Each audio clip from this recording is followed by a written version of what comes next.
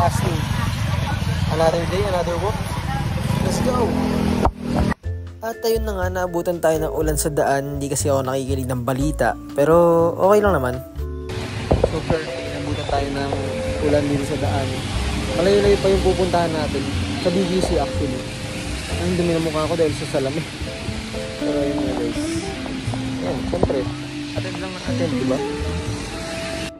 And we are back on track, diba? Ganyan lang kabilis. Tamang antay lang, tumila yung ulan. And ayun guys, ito, nasa biyahe naman tayo.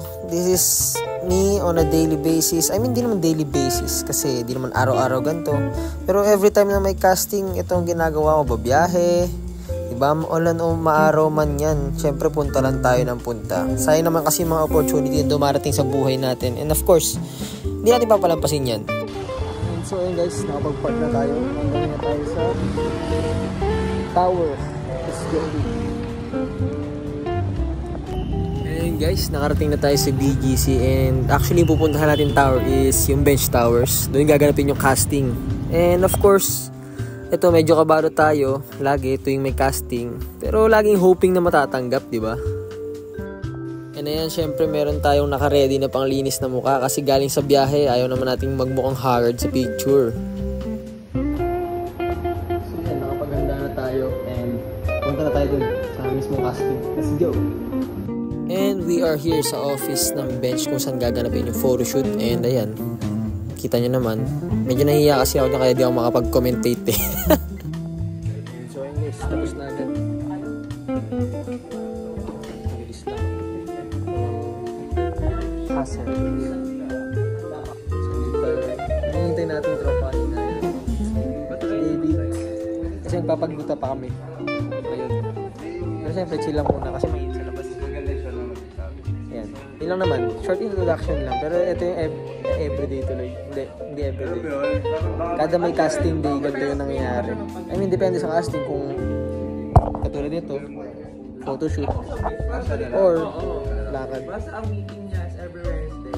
Ito ulit, mas maayos ang introduction. Isa sa mga agent namin na lagi nagpapa-deploy sa amin sa mga ganito. Si James.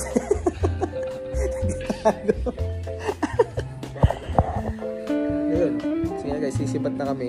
Pupunta na kami dun sa pagluta. Kasi may pupuntahan pa ulit ako. Sa pangalawang video yun. Yun lang. Tara na, let's go. So ayun, papunta na kami. Hindi ko alam, hindi pa namin alam niya kung saan.